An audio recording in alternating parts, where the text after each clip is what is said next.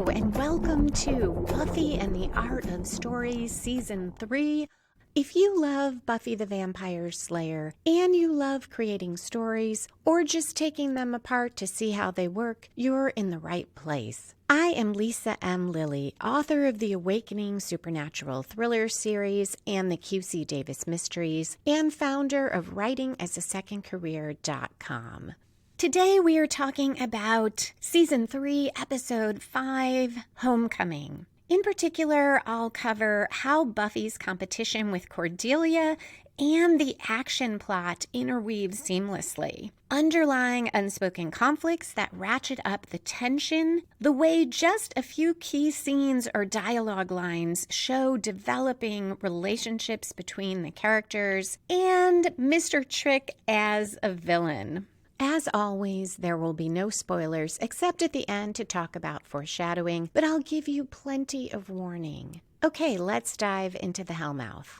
Homecoming was written and directed by David Greenwalt. We start with an opening conflict, as we should.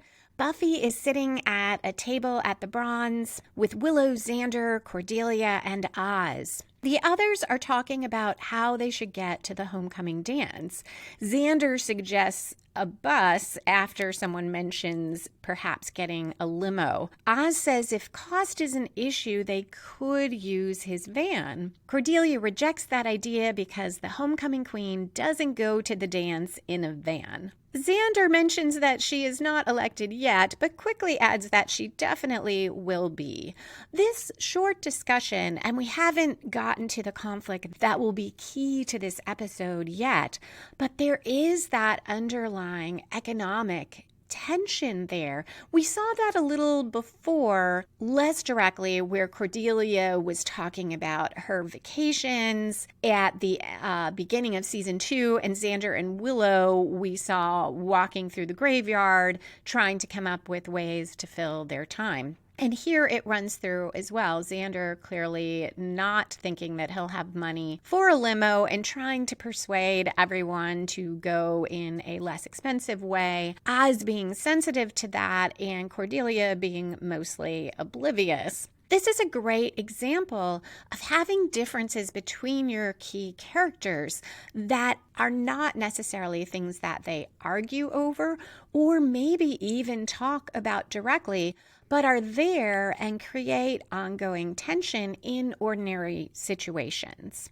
Willow now says she likes the idea of a limo, and if they all split it, the cost won't be too bad. Now Buffy admits that she is not sure she's going. And Willow asks, why wouldn't she? She has tickets unless she doesn't have a... And Scott walks over. Willow cuts off the word date and turns it awkwardly into day and says, Day, we should take a day or two to think about it. Cordelia dives right in and says, what's going on here? Did Scott not ask her to the homecoming dance?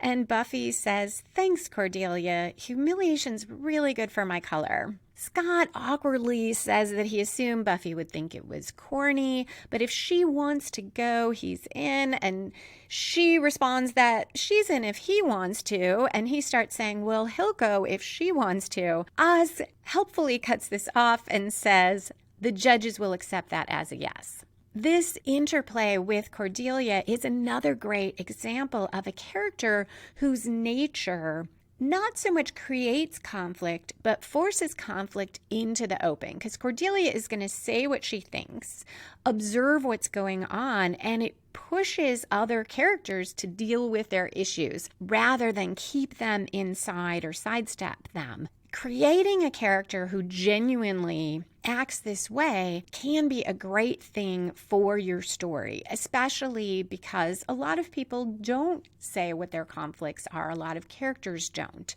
And many writers, including myself, sometimes shy away from conflict when we really need to have it. So that Cordelia type of character can be such a benefit as you're writing because she can say, or they or he can say, the things that the others are not wanting to put out there on the table. Scott now offers to get Buffy another drink, but she says she's a little tired. She's calling it a night, but she kisses him and says she's looking forward to the dance. So both that exchange with Cordelia and this very small moment with Scott seed or foreshadow what will happen in the episode. And it also includes its own conflict that keeps us engaged until we get to our main story. The next scene escalates the tension. Angel is pacing in front of a roaring fire. He's breathing hard, appears distressed. He hears someone coming, yanks the curtains open, and it is Buffy. He seemed ready to attack. He sees it's her. He backs off. She has brought him a paper bag with a container of blood. The way he holds it, inhales the scent as he's turned away from her, we can tell he so needs to drink that now. But he sets it aside rather than drink in front of her. And she's asking how he is. He says he's in pain, but it's less. The way he says it makes us doubt that it's much less. She tells him she hasn't told Giles and the others that he's back. And Angel says, Giles, which tells us that he is thinking about the last time he saw Giles when he tortured Giles. Buffy goes on to say she's not going to tell anyone. They won't understand that he's better. And she'll keep helping him get better, but everything's different now. She's a senior. She's thinking about college. She's involved with someone. Angel draws in a quick breath, spins around, and then holds himself steady. Buffy says he's a nice, solid guy, the guy she's seeing who makes her happy, and that's what she needs, someone she can count on. So, of course, we cut to Scott the next day at school saying he doesn't think they should see each other anymore. Buffy's confused. Did she miss something? And he tells her she seemed, before he started seeing her, so full of life, like a force of nature. And now she just seems distracted. And she tells him she knows, but she's getting better, that he'll see a drastic distraction reduction from now on. And jokes, say that 10 times fast, drastic distraction reduction, which, by the way, would be really hard. But Scott does not want to keep trying, and he walks down the hall, leaving her alone. We are approaching the 10% mark of the episode, and typically at 10% through, we see our story spark or inciting incident that gets our main plot rolling. For Buffy's personal, emotional story, I think that was it, Scott breaking up with her. That is a huge part of what motivates her throughout this episode. When I first watched season 3 as it was airing, I think I was really surprised about Scott breaking up with Buffy. I felt he was being unfair. Later, when I watched the episodes more back to back, you can see a little bit of what Scott is saying. When he was first trying to ask her out, Buffy gave him completely mixed messages, but she was always on her way somewhere, about to do something presumably exciting and important. Then in Beauty and the Beasts, when Angel comes back, she is not just distracted, but she's telling him she's not feeling well. She won't say where she's going, but it's not like before where she's filled with purpose. She's really upset, seems kind of out of it. And then in this episode, right at the beginning, they finally agree to go to the dance, and then she leaves and doesn't want to hang out with him. Now, I'm not saying that that makes him a good guy, because it would be nice if you're seeing someone and they seem unhappy or upset, that rather than break up, you might want to say, hey, is something going on? Can I help? I am only pointing it out to say that it is not quite as much of a surprise as it seemed to me the first time around. I can see completely why it's a shock to Buffy, because she is not stepping outside of herself and seeing how Scott might feel. My guess is he didn't ask her to the dance because he knew he was going to break up with her and then was sort of caught unaware the night before. At 4 minutes, 51 seconds in, so just a little past our 10% mark in the episode, we get a story spark in our action plot. We see a view of Buffy alone. It's through binoculars. And then we switch to this parked van with these somewhat ominous looking guys who look a little bit like young Arnold Schwarzeneggers, and they're twins, and they have these TV monitors showing Buffy in school and lots of tech. They are linked to Mr. Trick's lair and to a man in a wheelchair who is watching them. I don't think he's named, so I'm going to call him the commander because he is running the show with these two guys. Mr. Trick walks out, sees Buffy on the screen, and says she's the target. And we cut to credits. So now we have gotten that action part of the plot going. We come back and we are at City Hall. A thin, nervous-looking guy, Alan, goes into the mayor's office and says he is sorry to bother the mayor, but he shows him a printout with photos of those twins and says they were spotted in town. They're wanted for capital murder and terrorism. The mayor, though, sitting behind his large desk, is a bit distracted. He is smelling the paper, and he has Alan hold out his hands, which Alan very tentatively does as if he thinks the mayor is going to chop them off. But Mayor Wilkins says his hands are not clean enough. Remember to clean under your fingernails. That's where germs live. And I remember there's no DVD commentary for this episode, but in a later one, Joss Whedon comments, or one of the writers comments on how they thought it was so fun to have this villain who is super powerful, but has this fear of germs. The mayor tells Alan to put the twins under surveillance, and he wants to know if there are any other colorful characters that come into town. Alan assures him that he'll take care of it, and the mayor says, "You have all my faith." We cut to school where school yearbook photos are being taken. The expressions on each of the characters' faces fit so well. Willow has a happy expression, but it's taking a long time for the photographer to shoot, and just as she makes a face, of course, that's when the camera clicks. Cordelia is checking out the competition for Homecoming Queen, critiquing each girl, cataloging her faults. Xander or Willow comment that Buffy is missing the photos, and Cordelia says she'll go remind her. Buffy's in the library training with Faith, and Cordelia is heading that way. In the library, Buffy is punching really hard, and Faith tells her guys should break up with her more often. It gives her quality rage. And Faith tells her, screw Scott, he was a jerk, and suggests that since Buffy already has the tickets, they can go to the dance together. Pick up some guys, use them and discard them. Or she says studs, and Buffy agrees, except maybe on the using the studs part, though that might be fun. We're now getting to what I think of as the one-quarter twist, the plot turn that generally comes about 25% through the story, and it comes from outside the protagonist and spins the story in a new direction. Here we have a few scenes that fit the bill. About 10 minutes, 15 seconds in, Cordelia, distracted by trying to get more votes for herself, skips going to the library and starts talking to some other students. This spins the story because Buffy missing the photos due to Cordelia getting distracted ultimately puts the two of them in the crosshairs of the vampires and demons that are targeting Buffy and Faith. In the next scene, Buffy is in the courtyard asking the teacher of her favorite class, she describes it as the class that changed my life, for a recommendation. And I love the title of the class. I have to think the writers made this up as their dream class. Contemporary American Heroes from Amelia Earhart to Maya Angelou.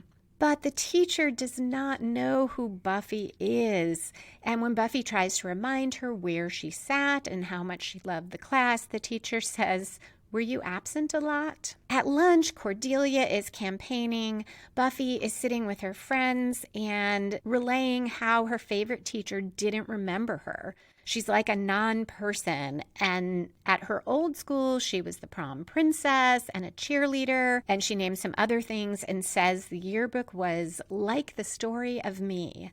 And now she'll just be one tiny photo.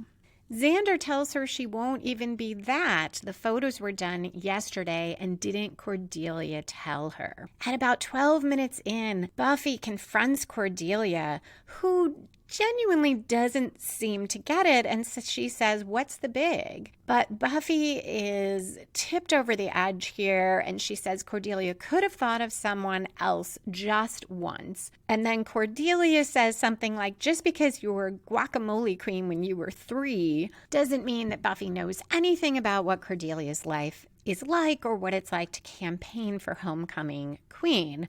And Cordelia also tells her it involves being part of the school and having actual friends, and says, "I'd like to see you try to win the crown." Buffy says, "Then you will."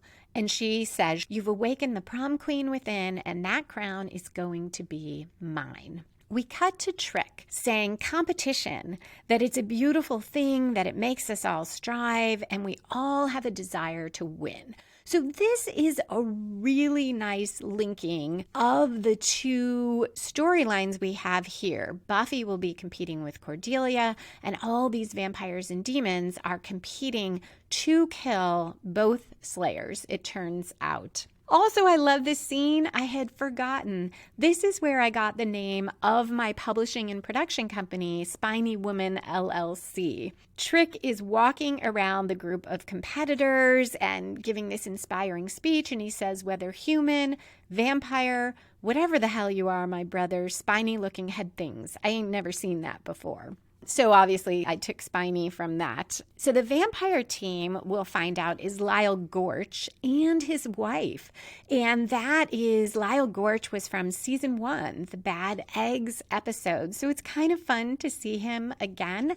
And it's a nice way to use a side character who was introduced. You may as well bring one back when you have this kind of group setting, and it makes it easier for us to remember who's who. We learn that they have all made deposits to compete. So this goes with what we saw of Mr. Trick in Faith, Hope, and Trick. He is the big picture guy, and he's very enterprising. He's running this for money, and I'm sure he would like to get rid of the Slayers. He tells them the first target is Buffy. They know a lot about her. The second is Faith, who is a little more elusive, but both will be together and ready for the killing at one particular time. And he ends with, "Ladies, gentlemen, spiny-headed looking creatures, welcome to Slayerfest 98. So this, too, it's 14 minutes in, but this is a one-quarter turn in our action plot where we find out the point of Slayerfest, and Trick sets it all in motion. And all our competitors are gathered, and it's time to begin. This also made me think about Trick versus Spike as early season villains. And Mr. Trick, I do like him. Yet, I think I mentioned before, some of the plots, the Faith, Hope, and Trick action plot, felt a little bit flat to me. This episode, I love this interplay between the stories, but Trick doesn't engage me quite as much as Spike did. And I think the difference is, though Trick is running the show here, he is, and tells us he is, the big picture guy and the behind the scenes kind of guy. He isn't going to directly confront Buffy. He didn't before. He was directing things. He was setting things in motion. But he's not the guy who wants to be on the front line fighting. And Spike completely was that guy. When he wasn't able to do that because he was in a wheelchair, he was nonetheless longing to be on the front lines. He wants to dive in the action. Trick wants to stay behind the scenes and manipulate things.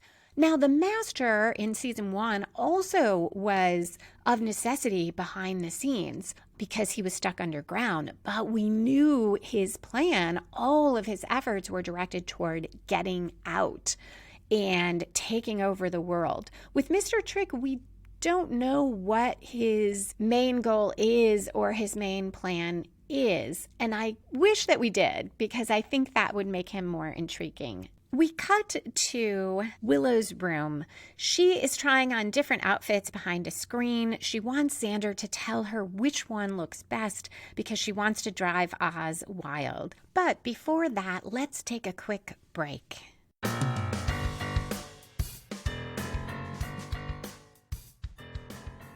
some listener comments, and I have been behind on this. I record in advance, so apologies to those who commented a while ago. On Twitter, Nerd Writer Girl said, just discovered your Buffy Story podcast, combining my two favorite things, and I am here for it. Just started the Becoming episodes. And I am so happy that you found the podcast, and it's exactly why I started it. So I think that this is the same person who commented on YouTube, Carrie H. Author, where I have started to upload the podcast. I have all of season 1 there now, and there may be more by the time you hear this. And she says, I'm so happy you're uploading these episodes onto YouTube. I love the episodes that are up, especially as you get into season 3, which is my favorite. I don't rewatch a lot of season 1. I have a few favorites, but you can tell they're testing the waters in this season, and season 2 is so much of an improvement. I agree. It is really interesting to see what is done in season 1, but it isn't quite what I think of as Buffy. And then season 2 gets closer to that, and I feel like season 3, especially with last week and today's episode, really start becoming what I think of and love most about Buffy.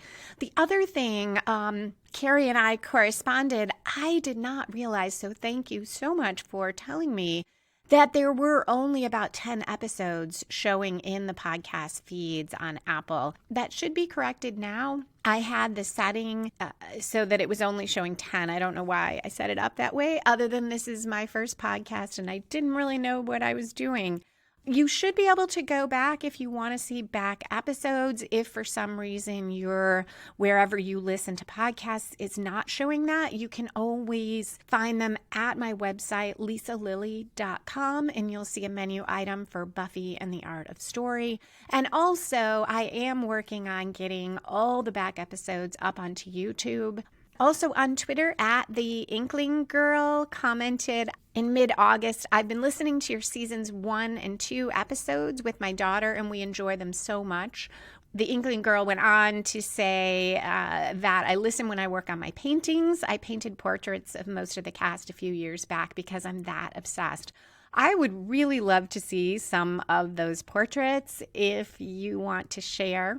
I also have a comment from Steve specifically about Beauty and the Beasts.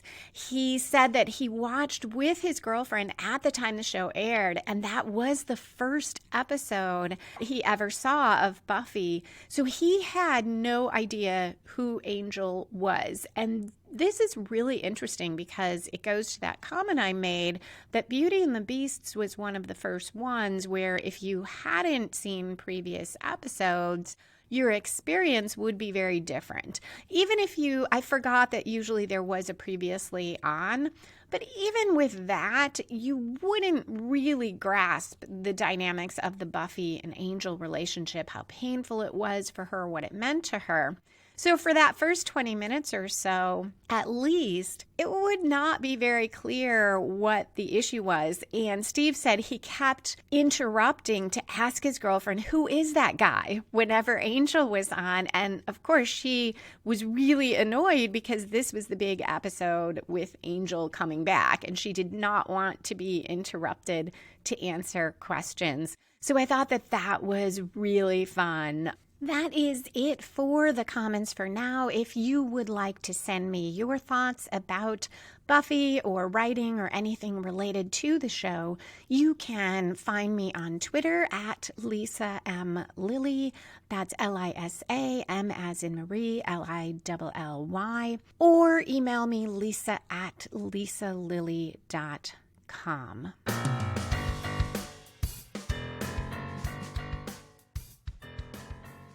Xander is trying to tie the tie in his borrowed tux.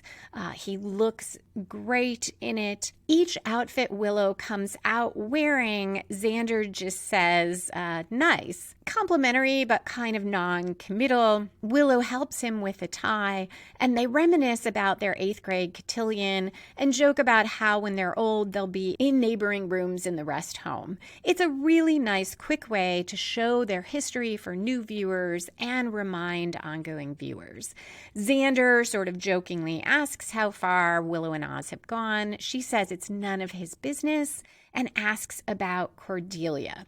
Willow is behind the screen, changing again, and Xander says, "A gentleman never tells." Willow comes out in this beautiful black formal dress that is so flattering, and she says, "Oh yeah, since when did you become a..." And she gets a good look at him with his tux, his tie on, and says, "Gentleman." She's a little bit surprised by how grown up he looks. And then she looks down at her dress and says, I know, nice. Xander says, "I was going to go with gorgeous." They walk toward each other. He's saying Oz is a lucky guy. She says Cordelia is lucky in a girl way.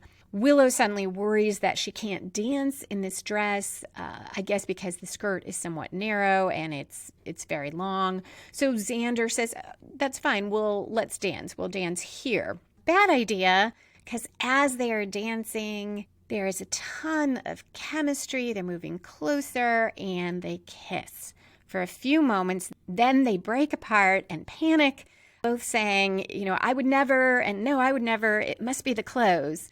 It's a fluke, a clothes fluke." And Xander says, "And there'll be no more fluking." Willow says, "We got to get out of these clothes." And then, "No, I didn't mean..." And Xander says, "I didn't mean either." Willow waves her hands like she's grossed out, and they both just bolt away from each other.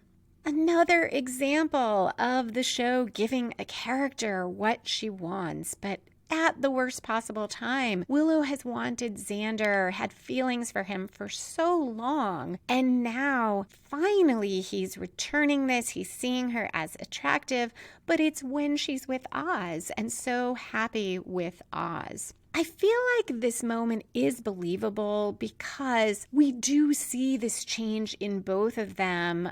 In their prom clothes, they do look so grown up, and you can see how Willow suddenly appears different to Xander. I don't know that it was this huge change for Willow because she always had feelings for Xander. She always saw this side of Xander, but he did not see the side of Willow. Also, I think that we have seeded pretty well in previous episodes Xander having this protectiveness about Willow and this jealousy of Oz. It's in a joke or it's in concern, but it is there. And in the best light, we can say that perhaps Willow having this boyfriend, Oz appreciating how attractive Willow is, has made Xander see it too. In the worst light, we can say now that Xander can't have Willow, he wants her. We could also say in the best light that he really has continued to see her as his pal he hung out with through childhood. And it's this moment as they are getting ready for this formal dance that causes that shift in his thinking. We cut to Buffy in the library. She is in front of a whiteboard with photos of her competition in the homecoming queen race. Willow, Oz, and Xander are sitting and listening to her talk about how a campaign is won like a war. She's talking about strategy, that they should be able to get the fringe/musician vote because of Oz. These are people who normally don't vote, and Willow can help her with the data. Buffy says that it isn't that different from all the other popularity contests. She's done them before, but she says, the only difference is this time I'm not actually popular. At about 19 minutes in, Cordelia walks into the library and sees all of this. Buffy gives a sort of faux apology, says there's no reason they can't be friends. Cordelia quickly agrees and asks Willow how the database is coming, looks at Xander, who says he got her flyers. On the way out, Xander says, she's my girlfriend. And Willow says, it's just that she needs it so much more than you. Oz, on his way out, says, as Willow goes, so goes my nation. And they all leave Buffy alone. Giles comes out and says it seems like a lot of fuss for a little title. Buffy tells him it's just for fun. No one takes it that seriously, but she squeezes the glass bottle she's holding so tight that it breaks. We are now nearing the midpoint of the episode, where typically we'll see either a strong commitment by the protagonist throwing caution to the wind, or a major reversal. I see the all-out campaigning we'll watch Buffy do as her commitment here. And the previous scene, though a little bit early, could be her major reversal, where her closest friends let her down. The campaigning is shown in a really fun montage that cuts between our competitors for killing the Slayer as they are training and Cordelia and Buffy. Montages can be tricky, sort of like dreams, whether they work or not. I feel like Buffy uses them so well because they tell us what is happening in the plot. They move the plot forward and get across characters and conflict. So when we talk about Mr. Trick's Slayerfest, we see the spiny creature flipping his arms and these spiny weapons come out and he shoots them across the room. The Gorches are making out on the couch. Buffy at school covers one of Cordelia's posters with her own, and we see various scenes that tell us how much everyone is competing and working. In the next scene, Buffy comes down the stairs, pretends to drop her notebook, and Scott picks it up. We're about 21 minutes in, and Scott tells her he respects her for doing this, and she has his vote. She starts to tell him, no, he doesn't have to vote for her, but then she says, thank you. And it looks very natural, but after he leaves, she opens her little notebook and checks off his name. Then another guy walks by, and she once again drops her notebook. Buffy also is giving out cupcakes, but we see Cordelia take them away from people and hand out gift baskets instead. So in earlier episodes, like Faith, Hope, and Trick, I think I said this, and Beauty and the Beasts, I struggled a bit with the action plot not always having a strong midpoint, though we saw strong or at least defined midpoints in the personal plots. Here, in a way, that's also true. Those competitors in Slayerfest training, that doesn't seem like a huge reversal for Buffy. We already knew that Slayerfest was coming, and they already looked pretty formidable as foes. So where we really do get this midpoint is what I just mentioned in the Cordelia-Buffy competition. I feel like it works better in this episode because these two are so very integrated and we have that theme of competition linking them. And it's clearer here to me that the main story really is Buffy and Cordelia and Buffy's internal struggle with having lost her identity as the popular girl and prom queen and now her new boyfriend, and how much harder her life is because she's the Slayer. So these are so well integrated. And then we have the Willow-Xander subplot, which also has very strong turns in it. At 22 minutes in, Buffy approaches Willow, who is very nervous, and guilts her into giving Buffy a look at Cordelia's database. Outside, in another example of integrating the plot, the twins are listening and watching through their binoculars. We cut to Buffy walking with Jonathan. He's eating a cupcake. She tells him she's always felt they have a special bond.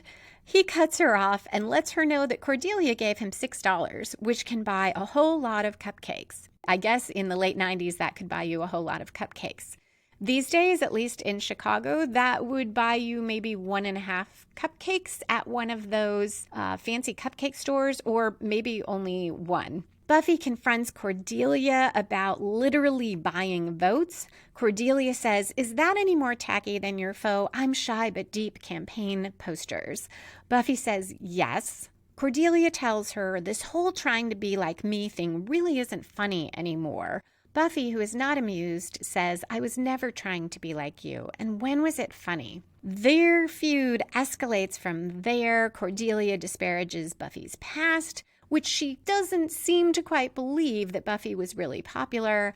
Buffy is calling Cordelia shallow and mean. Cordelia says at least she has two parents, unlike some people. Xander and Willow come in the middle of this. Xander tries to stop it before they say anything they'll regret. And Cordelia says, "You crazy freak." And Buffy says, "Vapid whore." So obviously they did not heed Xander's advice. Xander pulls Cordelia away. Willow looks stricken and says to Buffy, "This is just..."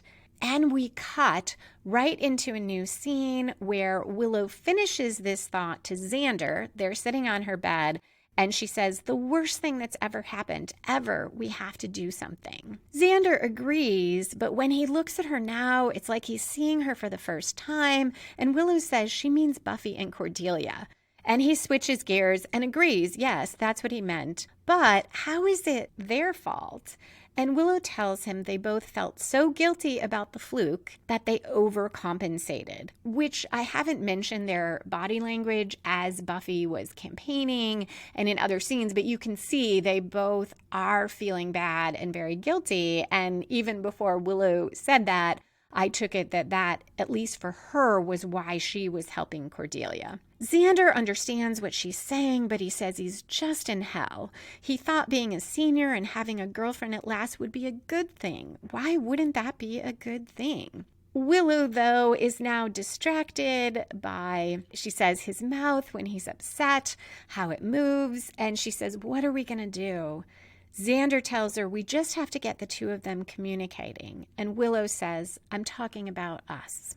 At 26 minutes, 49 seconds in, Buffy gets into the limo at night. She is expecting Faith to be there, but instead it's Cordelia, and she's alone. Cordelia hands her a note the friends have left, telling Buffy and Cordelia to work out their issues, that friendship is more important than who wins. And I love the PS, which is, "The limo was not cheap, work it out."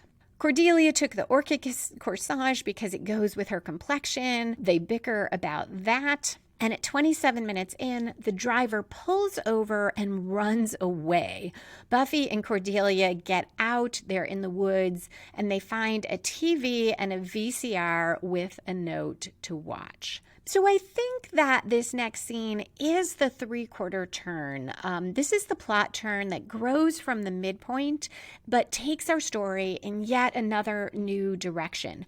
This is a bit early. You might guess, even if you haven't listened before to the podcast, I call it the three-quarter turn because quite often it's right about 75% through. With a novel, it's almost always right at 75% through. With a movie or TV show, it might be a little more like 2/3 through, or it might be, it's not usually later. On the screen, Mr. Trick says it's Slayerfest 98, the hunter and the hunted, that they have 30 seconds to run for their lives, and he ends, "Faith, Buffy, have a nice day." Cordelia says, "Hello, how stupid are you people? She's a Slayer. I'm a homecoming queen." At 28 minutes in, there's an explosion and they both run. And we cut to a commercial. We come back to the dance. Oz's band is playing. Willow and Xander watch in the crowd, their shoulders slumping. Faith comes up behind them and asks what they're so mopey about. Xander denies being mopey. They're enjoying Oz's band, and he says, "He's a great guy, Oz." And Willow, staring at the floor, says, "He wrote this song for me." In the woods, Cordelia helps Buffy avoid a trap. Buffy then throws this metal trap at a guy with an assault weapon. He gets stuck in it, and she uses his own gun to threaten him into telling them who all the competitors are. He also tells them that the twins are being tracked electronically. Cordelia wants him to do her an eensy favor, but before she can ask him to explain to the other competitors that she is not a Slayer, someone shoots at them and they run.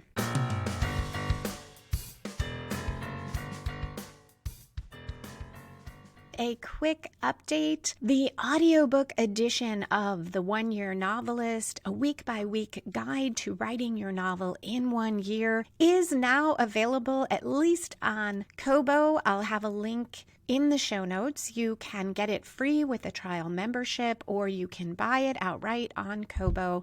It will be on other platforms, but partly due to issues with coronavirus, a number of the distributors are really slow right now, including Audible. It takes a lot longer for things to get reviewed and be available. So as of right now, I do not see it on Audible. If you would like to get a free review copy, I do get a limited number of promotional codes through Findaway Voices, which I use for distribution. So if you are interested, you can email me, lisa@lisalily.com. I would love to, as long as I have codes left, share one with you so that you can listen and post a review wherever you like to listen to audiobooks.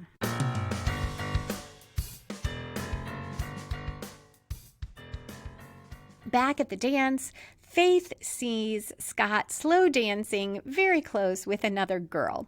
She cuts in and says, "Good news, honey," and tells him she went to the doctor and the itching and burning should clear up soon. And she kind of gestures toward their pelvic regions and says, "But we got to keep using the ointment." And then she says hi to the girl, who is not happy. So yay, Faith.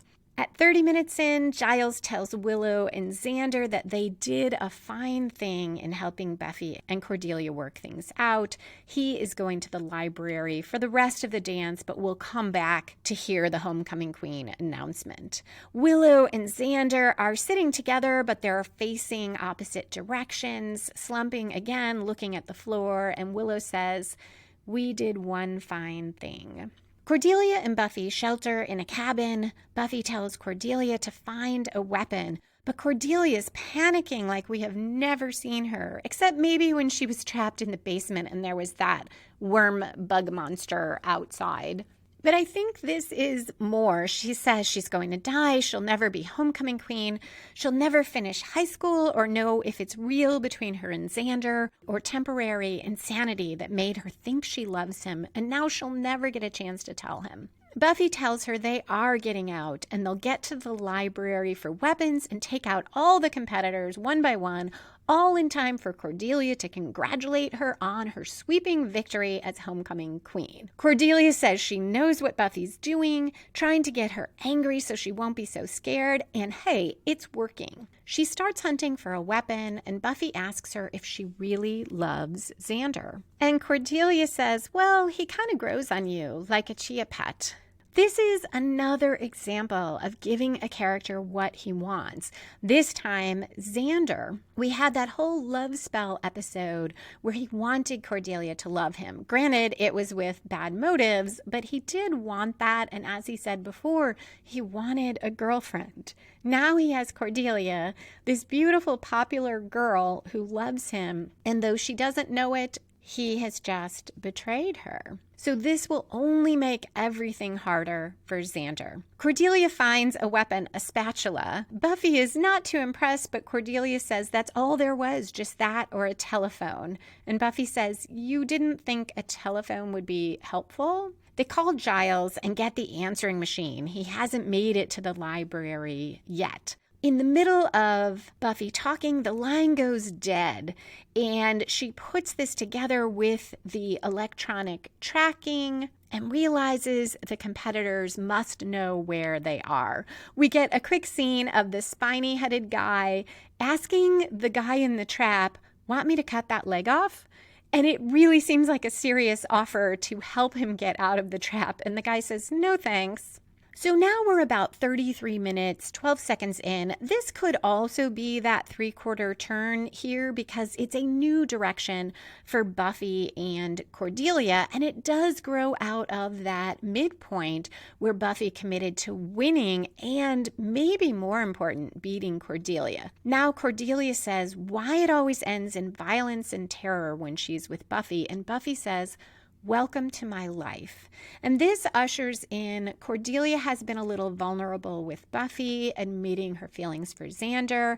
And now Buffy is going to be vulnerable with Cordelia, and Cordelia is going to listen. Cordelia is saying all she wanted was to be homecoming queen. She didn't want to be in Buffy's life. And she doesn't get why Buffy cares about homecoming queen when she has all this. Meaning she can fight demons, she's strong, and so forth. And Buffy says because this is all she does. It's all her life is.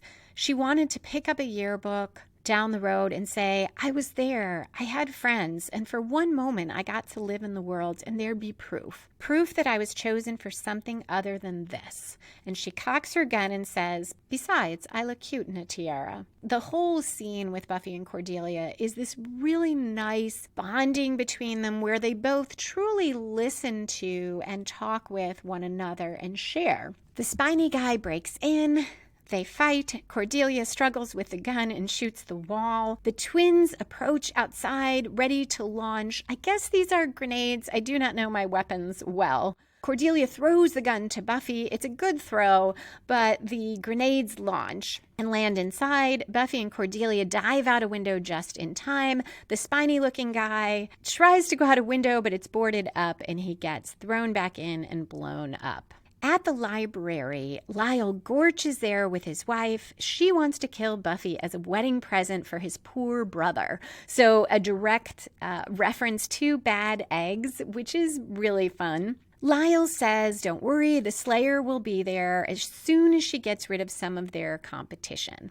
After all, they've got her watcher, and poor Giles is lying on the floor, knocked out again. The commander and Mr. Trick are in his lair.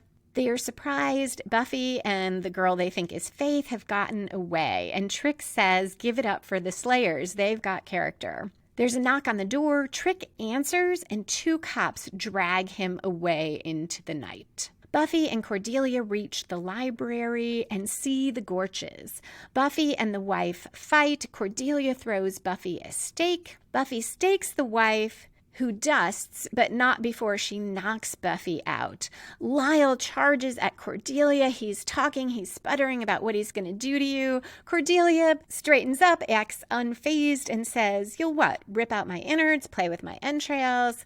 And she goes on in that vein and says, I took out 4 of your cronies, not to mention your girlfriend. And he says, wife. And Cordelia says, whatever, and tells him that in the end, Buffy is just the runner-up. She's queen. And what does he think she's going to do to him? He says later, tips his hat, and runs away. Also consistent with what he did in Bad Eggs. And I love that this minor side character is behaving exactly as we would expect him to behave. At 38 minutes in, Buffy is now awake and talking to Giles and Cordelia, and she says to Cordelia, that should teach them to mistake you for a Slayer. Giles feels bad because he's the one who gave the friends the okay to do the limousine switch, but Buffy says it's all right. She and Cordelia spent some quality death time, and they got corsages. Giles says no one mentioned corsages, and they realize that's how they are being tracked, that there must be a bug in each of them. And Buffy asks for some wet toilet paper. So now we have our climax, the final confrontation between our opposing forces, and we're at 38 minutes, 40 seconds in. This climax has always felt a bit anticlimactic to me, and I think it's because that scene in the library really feels like the climax. Buffy fights Gorch's wife, and I'm sorry, I don't remember her name. I don't know if we're ever given it, but she's the one who gets the closest to Buffy, actually knocks her out, and Cordelia stands up to Lyle Gorch, finds herself again, and Buffy acknowledges Cordelia being really tough. So it seems like that really resolves both the personal issues and the fight, except it hasn't resolved the fight because we still have these twins out there. So we get to what I think is the climax of the main plot. The twins break into the school. They're being fed electronic data on the locations of the 2 Slayers. They separate, they have their guns out, and they're going through the school in different rooms. Buffy has hidden at a crucial spot, and at a key moment, she throws the bug on the wet toilet paper so it sticks to one of the twins' backs. I'm assuming Cordelia or Giles has done the same to the other. The twins, getting this data on the location, fire through the wall at each other and kill each other. The commander at the lair thinks that he's won because their blips go out. So also this feels a little bit easy and quick, and I didn't care as much about the twins as I did about Buffy and Cordelia. Now we are in the falling action section of the episode. This is where in the story we tie up loose ends, and sometimes, as here, we also raise story questions to keep the readers or viewers coming back for the next installment. At 40 minutes, 54 seconds in, Mr. Trick is taken to the mayor's office, and I believe this is the first time we hear the mayor's name. He introduces himself as Mayor Richard Wilkins, and he says to Trick, who has, I want to say his suit is kind of a maroon or dark mauve color or purple, and the mayor says, "That's an exciting suit." And Trick says, "Clothes make the man." And the mayor says, "Yes, but from what he understands, Mr. Trick is not a man." He goes on to tell Mr. Trick that he's been mayor for a long time here and he wants things to run smoothly. This is an important year for him. And Mr. Trick says, "Election year?" And the mayor tells him something like that. Trick is not impressed. He says if the mayor's about to tell him that that's why his kind isn't welcome here in this nice little town, that got old long before he became a vampire. But that is not what the mayor is saying. In fact, he says he can use some help dealing with those rebellious elements. He heard about Slayerfest. It's very enterprising. He loves the name and the initiative, and that is what he needs on his team. But Trick says, what if he doesn't want to be on the team? And the mayor, seeming ominous and borderline threatening, says, "Oh no, that won't be an issue." So now we are wondering about the mayor. He is on the side of evil. We've had hints about him before with Snyder interacting with him, but we didn't know. Now we know he is all good with bringing a vampire onto his team, one that was trying to kill the Slayers. He wants to keep the Slayers in line, and there is something big that is happening. It's a big year for him. This scene, though, to me, undercuts Mr. Trick as a threat. Up to now, I had been thinking he might be the big bad for the season, and this suggests that he's not, that instead he'll be part of a team. Though it is an open question because he clearly is not super excited about being thought of as part of the team. He likes to run the show. So it does leave us a bit unsure and wanting to come back and find out. We return to the dance where they are about to announce the homecoming queen election results. And Willow says, where are they, that they're going to miss it? Cordelia and Buffy come in. Their dresses are a bit torn. Their arms are dirty from having been knocked down in the woods. And Oz says, I'm going to go with mud wrestling. Buffy says, tell you one thing, you don't want to mess with Cordelia. Xander gulps and agrees. As the announcement begins, Cordelia says to Buffy something like, after all we've been through tonight, this whole who gets to be queen thing seems, and Buffy says, pretty damn important. And Cordelia says, oh yeah. It is a first for Sunnydale. There is a tie. And then the announcement that the two other competitors have tied. Buffy and Cordelia leave together in disgust, and we go to credits.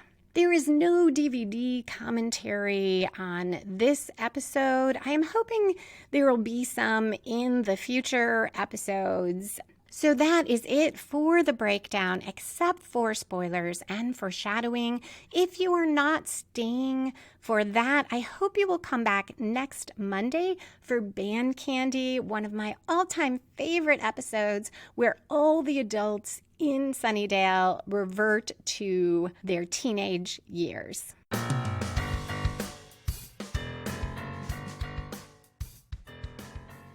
And we are back for spoilers and foreshadowing. There is so much in this episode that so quickly gives us a hint of what's to come without slowing the action at all. So this episode, I think, is a great example to look at for how to do that. That moment when Angel says, Giles, we know he is thinking of when he last saw Giles and tortured him. And when Giles learns that Angel is back and Buffy didn't tell him, this is, with the exception of maybe season 7, the most sharp he ever is with Buffy and the most disappointed he is in her, because he says something like she doesn't respect him, she doesn't respect his work as Watcher, and that sadly he must remind her that Angel tortured him. In amends, Angel goes to Giles for help. He's having these visions that are haunting him and he's troubled, and Giles doesn't let him in until he has his crossbow on him, and he doesn't want to help. He says something like, well, if I help you figure this out, will you feel better? Will you be less tormented? And Angel says yes, and Giles thinks it's fine that Angel is feeling tormented. And you can say, oh, maybe Giles should be able to rise above this and be more objective. But I think, of course, we know Angel tortured him for a long time, and probably worse than physical torture, he used Jenny against Giles, and Giles is human.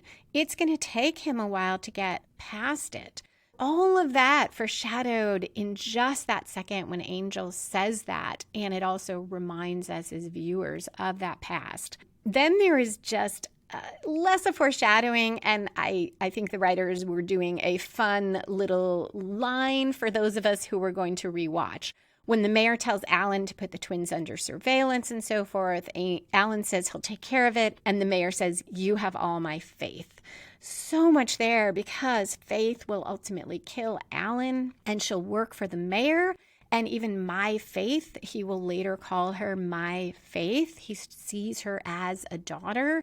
So a nice, almost like call to the future. When Buffy is walking with Jonathan and she's saying she's always felt a special bond between them, she is clearly saying that in this episode just to try to get votes. The same way that Cordelia says something about, oh, she's been doing the Vulcan death grip since she was 10. And yet Buffy and Jonathan will have a sort of special bond. In this season, she will be the one there to keep him from doing something really dangerous when he's in the clock tower with a gun. And in season 4, when Jonathan remakes the world through a spell, Buffy is part of what he wants. Like, he wants to be the best of everything. And part of that, though, is working with Buffy on her team, being her friend. And Buffy, he will help Buffy through a couple things in that episode. And afterwards, she will, in some ways, try to help him. Of course, in season 7, he becomes an enemy, or season 6, he becomes part of the trio that is Buffy's enemy, but he is always the one who is trying to rein things in and who has the most guilt and regret. So they will have this long relationship and this bond. Not that it will always go well, but it will be there. And this moment with Faith sticking up for Buffy, Buffy will not ever know about it, but it shows us the bond between them and how important Buffy is to Faith. Back to the mayor and Mr. Trick when he says it's an important year, it's not election year, but something like that. So we're foreshadowing the whole arc of the mayor trying to ascend. So we really have foreshadowed all the key arcs in season 3 in this episode. So that is it for this week. Thank you again for listening and supporting the show. And I hope you will come back next Monday for Band Candy to see everyone regress, including Principal Snyder, who wants to be part of the cool kids, and Joyce and Giles, who spend some quality time together. You can tweet me, Lisa M. Lilly, #BuffyStory, or email me, lisa@lisalilly.com. Music for this episode was composed and performed by Robert Newcastle. Buffy and the Art of Story is a production of Spiny Woman, LLC, copyright 2020. All rights reserved.